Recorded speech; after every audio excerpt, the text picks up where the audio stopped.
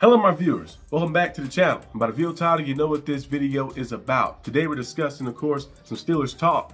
We have, of course, rookie mini camps have been going on, and a lot of different things have been circulating around the Steelers, rumors, other things that might happen and stuff. As you guys know, of course, earlier in the week, the Steelers traded George Pickens, of course, and been a lot of speculations around that, like did Pickens ask for a trade or did he not ask for a trade? But we're gonna dive into all that, and also quarterback to one situation and other receivers the Steelers could possibly bring in if they wanted to bring in a guy or trade for a guy. You never know what might happen. Or they might be contempt on where they be in at. So we'll have to see what happens. But I'm going to dive into the first thing, which is the rookie mini camps, of course. We're seeing a lot of the young talent going out there, training, getting reps and stuff. I did see they signed Trey Sermon to a contract. He played the last 2 years with the Colts. Last year he played a little better. He had 200-something yards or something like that, around that. And he had a few touchdowns or something his team with the Colts. He hasn't been the same since Ohio State. Ever since he had that injury that happened to his knee, it kind of messed him up a little bit. I feel like he had the same burst, but I feel like maybe now he might be getting his bearing back a little bit more. But I think Trey Sermon could be a solid get. Corder Patterson is still on the Steelers team. He's a little older, of course, and we've seen last year he only had one good game really. That game against the Colts. That he went out there and he played well, but then besides that, he wasn't really doing anything on kick return. He's a Hall of Famer, of course, in the future. He's gonna be a future Hall of Famer, kick return legend and specialist like that. He went out there, I think he had the most kick returns ever, if I'm not mistaken. So he definitely probably get in the Hall of Fame eventually, based off his special teams credentials and stuff. But I think at this stage of his career, I know Arthur Smith just in love with him. He just loved having the guy around. I guess he loved him what he did with the Falcons early on, but I feel like now he's not really bringing us anything. So if we can get a younger guy there, a guy who can go out there and give us some, good reps and give us some stuff, bring him in. So we have to wait and see what the Steelers do and see if Trey Sermon can make the team and stuff as well. We also, of course, seen Caleb Johnson. He was talking to the media, I think, a few days ago, saying that he want to do everything for the Steelers. He said he want to be an All-Pro. He want to be a Super Bowl champion. He said he want to be Rookie of the Year and stuff. He's going to go out there and have that type of impact for the Steelers and give them a chance to win and stuff. So that's good. He has the mentality and stuff as well. Of course, like him. We also seen Derek Harmon. Derek Harmon looks like he's a behemoth out there. He looks like Kingpin. Kingpin, like Kingpin be funny though. Derek Harmon like Kingpin out there though. He's built like that. When I was a little boy, my father took me. He built like Kingpin. He built like that. You go look at him and see him like that. I knew he was like 6'5" or something like that. About close to 300 pounds, but he's like built. So like he's gonna be a brute force up that middle. And then Yaha Black is like his twin right there. It's like he's built too. Like you look at those guys. I know he was like, you see him on paper, of course. It's like when you see him, it's like okay, they big and stuff like that. But he's like, that was behemoth. Kind of like when I went to the Steelers game. I think it was a few years ago. I went to the Steelers game, and I'm 6'3", about 240. 6'3", 240. I try to stay in shape and stuff, of course, and do my thing. But when I went to the game, I was in the front row. Darnell Washington looked like a freaking Titan out there. He like a Titan out there. He came out there. He's 6'8", about 270, 280, and he just walked out there like a Titan. So like, I can just imagine how Derek Harmon and them look in person as well. So those gonna be some guys up front who here to shore up that D line for the Steelers. The Steelers have struggled with stopping the run. Not last year did a good job throughout the season, but it's always the time when you need them to stop the run the most, like the playoffs and late in the season when you try to win those games. It's always those times the Steelers have struggled to stop the run because the depth start getting dwindling down and the talent and stuff is out there fully and stuff against those elite level teams. But now you got guys like Derek Harmon there, Yaha Black to be with Cam Hayward, to be with Keanu Benning, to add and help. And people sleep on TJ Watt a lot. TJ Watt does a good job in the run game. Look at his numbers the past few years in the run game. TJ Watt does a good job in the run game. People always talk about the sacks and the specialists of getting to the quarterback. That's cool. But TJ Watt does a good job in the run game too. Him and Alex Highsmith. So I think with everybody kind of together, the whole core together, everybody healthy and stuff, this could be a nice front seven. I think the defense is going to be great. I got no worries about the defense. Secondary is cool too with Darius Slade and stuff added. And you look at all the pieces we have, our corners, our safeties, everything, the linebackers and stuff. Our team looks nice. But my only concern, of course, is the offense, just like it's been for the past 3 seasons. You look at our receiver depth, which I'm going to get to right now, and discussing about the receiver situation. The Steelers traded GP away. We thought at least they'd play 1 year with DK and GP at least 1 season, and then maybe after the season, the Steelers might do an exclusive tag on him and to maybe try to keep him around or trade him away, or might give him an extension. But the Steelers decided to trade him after the draft, which would have been better maybe before the draft so you can use one of those picks to take a receiver. But the Steelers decided not to take a receiver in the draft, traded GP after the draft, and then they signed Robert Woods, of course. So they said they felt confident in the depth they had to be able to do that too as well. Like Calvin Austin. Calvin Austin had a 500-yard season last year, played way better than he did the year before last. You know, it's his second season of his NFL career, technically, because he's been in the league for 3 years, but remember he was injured the whole first year. He had some foot injury. He was out the whole season. And then his second season, he played, had really one good game against the Raiders. But then last year, I remember I was one of the people that was like, I was berating him a little bit. I was like, Calvin Austin had one good game. He give you one good game and disappear. Like that's what he's gonna do this year too. At first he was doing that, but then he coming back, being more consistent. I was like, there we go. That's what we wanted to see. And he had 500 plus yards last year. Was top 10 in yards per catch as well last year. So he did a good job. So you have him, of course, on the roster. You have Robert Woods here too as well. But you look at kind of the dynamic I mentioned on the SteelerNation channel. I was talking about it earlier. GP and DK Metcalf. DK Metcalf is better than GP, but it's not like a crazy margin. And then, of course, Robert Woods is better than Van Jefferson. Now, overall, in his career, he's got better numbers than Van Jefferson, of course. But at this stage of his career right now, in this year, he's better than Van Jefferson, but it's not like a crazy margin, I don't think. I feel like the Steelers are still kind of in the same boat. They're a little better, but they're kind of in the same boat they was last year. Not having a dominant receiver 1 and a dominant receiver 2, like that, having that depth at both sides. We seen when our offense was good, we had those two pieces. Antonio Brown, Martavis Bryant. Then you had Marcus Wheaton with them too as well. And you had Antonio Brown, Juju Smith-Schuster, Martavis Bryant as well. Then you had one point when we lost Antonio Brown, Juju was there, and then Jesse Johnson got there too as well. You had Jesse Johnson, Juju, Chase Claypool. You had guys you can go to and stuff as well. And then you look at the Steelers with GP. GP really never had that second option type guy. He always been kind of the only person who's been there.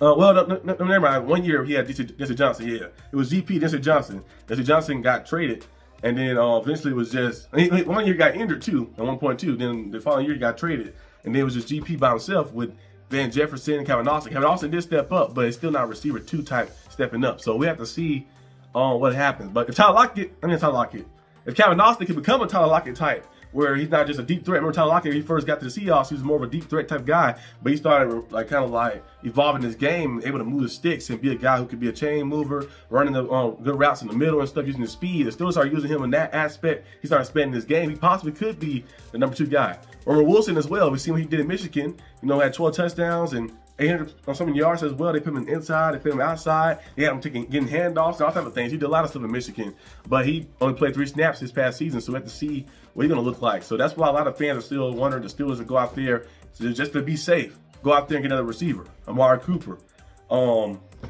Keenan Allen. You know, maybe trade for a guy, trade for somebody like a Chris Olave if he's available or something. Jacoby Myers or something. You never know like that. But I discussed some of that on the SteelerNation channel. Go watch that. Let me break it down. Receivers I think the Steelers could possibly get. They did go after some. But we have to wait and see what the Steelers do fully. But overall, I think the Steelers are in a kind of good space. All right, now I seen some stuff where people feel like the Steelers possibly going to be horrible. Like I mentioned many times before, some teams just cannot lose. The Steelers are one of those teams. Kind of the Packers as well. Packers are the same thing. There's a lot of teams around the league. A few teams around the league like that go out there who always find a way to stay consistently at least competitive like that.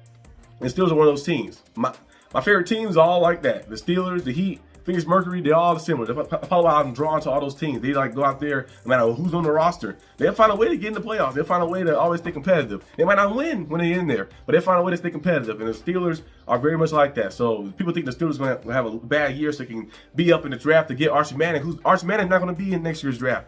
I doubt he played 1 season and then jump the draft. That's not how you're supposed to do things as a quarterback. You're supposed to at least be there playing some full seasons like that to get your repertoire up like that. And then you go in the draft like that too as well. So we'll have to see what goes on. I haven't really paid attention to all the quarterbacks who've been in the draft next year. I really care less. I don't care about this season like that because we still have opportunity. Everybody starts off 0-0. You have a chance to make it far like that. You just got to go out there and win. Go out there and win. Go out there and compete. And the Steelers had a defense to compete. You have the pieces on offense to compete, but the quarterback situation is the only thing that kind of plagues you. And that leads me to my next topic, which is, of course, about the Aaron Rodgers situation. A lot of people think that Aaron Rodgers is not coming to the Steelers now that GP is gone. I'm like, well, his only job really is the Steelers. Let the Vikings decide to say, you know what, we're going to just go with Rodgers like that. But his only job really is the Steelers. So if he decides to come back with the Steelers, but the Steelers really don't really need to do that like that because they can also still stay competitive with bringing in a guy like Tyler Huntley in with Mason Rudolph and Will Howard to all 3 compete and see what happens and see who can go out there and be the best.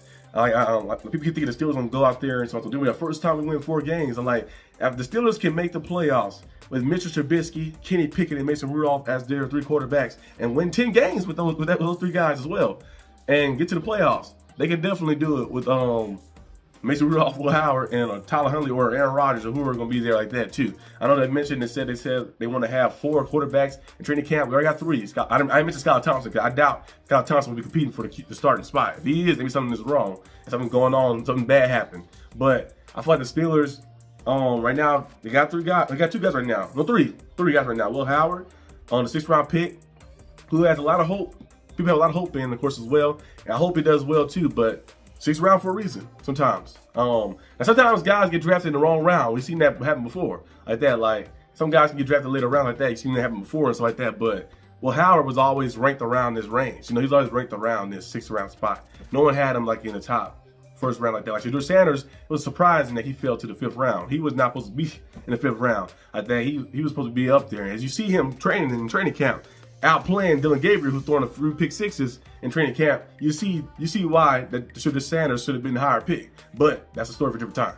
But I think Will Howard is always right in the 6th round spot. So we have to see exactly if he can merge, become something better like that. It's definitely possible, especially with all the weapons the Steelers have on the team.